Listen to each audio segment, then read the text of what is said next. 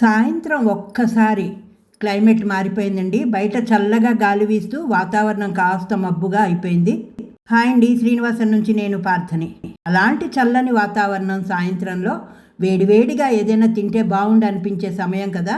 ఇంట్లో అరటికాయలు కూడా ఉండడంతో ఎలాగైనా ఈరోజు అరటికాయ బజ్జీలు వేయవలసిందే అని కిచెన్లోకి వెళ్ళాను. పిల్లలు మా వారి కోరిక అదే, వేడివేడి బజ్జీలు తినాలని. పిండి కలిపి అరటికాయ ముక్కలు కోసి పొయ్యి మీద నూనె మూకడ్లో పెట్టానో లేదో టక్కున కరెంటు పోయింది. చీకటి. ఇంటి హాల్కి జనరేటర్ అంటే ఇన్వర్టర్ కనెక్షన్ ఉన్నా కిచెన్లోకి హెవీ లోడ్ పాయింట్స్కి మాత్రం పవర్ సప్లై లేదండి. ఇక కరెంట్ ఉండదు, మిక్సీకి కరెంట్ ఉండదు. చీకటి. ఎవరైనా సరే వంట ఆపేసి కరెంట్ వచ్చేదాకా ఆగుతాం, కానీ బజ్జీలు తినాలన్న కోరిక, వంటపై ఉన్న పట్టు మమ్మల్ని ఆపలేకపోయాయి. కరెంట్ పోతే ఏంటి, మన ప్లాన్ మారకూడదు అనుకుంటూ నేను మా కోడలు వెంటనే ఇంట్లో ఉన్న క్యాండిల్స్ వెతికాం. ఒక గ్రీన్ క్యాండిల్, ఒక రెడ్ క్యాండిల్ అయితే మాకు దొరికింది.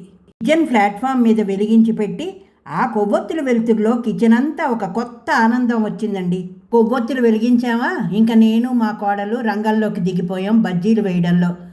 గ్యాస్ స్టవ్ ఆన్ చేసామండి. ఆన్ చేయగానే నీలి రంగు మంట ఆ చీకటిని మరింత కలర్ఫుల్గా మార్చేసింది.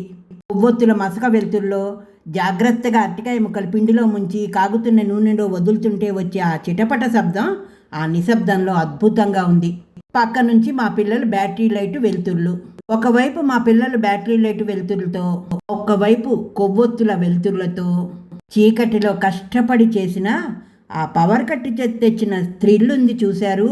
ఆహా, కాసేపటికే ప్లేట్ నిండా మాకు గుమ్మగుమ్మలాడే వేడి వేడి అరటికాయ బజ్జీలు అయితే సిద్ధమైపోయాయి. అంతటితో ఊరుకుంటామా? మిరపకాయల మధ్యలో చీరు నూనెలో వేయించి పైన ఉప్పు నిమ్మకాయ పిండుకున్నాం. ఇప్పుడు ఆ వేడి వేడి అరటికాయ బజ్జీల్లో ఇప్పుడు ఈ నిమ్మకాయ పిండిన మిరపకాయలతో తింటే ఉంటుందండి. చిమ్మ చీకటిలో కొవ్వొత్తుల వెలుగులో వేసిన వేడివేడి బజ్జీలు హాల్లోకి తెచ్చుకున్నాం. కరెంటు లేని కిచెన్లో బజ్జీలు చేసుకొని కరెంటు ఉన్న హాల్లోకి మిరపకాయలు బజ్జీలు తెచ్చుకున్నాం. కరెంటు పోవడం కూడా ఒక రకంగా మంచిగా అయిందండి, లేకపోతే ఈ స్పెషల్ ఎక్స్పీరియన్స్ మిస్ అయ్యేవాళ్ళం కదా. ఎలా ఉంది వీడియో? బాగుందా? ఇలాగ వేడివేడి బజ్జీలు చక్కగా మిరపకాయలు నంచుకు తినడం ఆ రోజు మాకు స్పెషల్గా మెమొరీలాగా ఉండిపోయింది. వెంటనే అదే చేత్తో అన్నం పడేసుకొని కర్డ్ రైస్ అయితే తిన్నాం.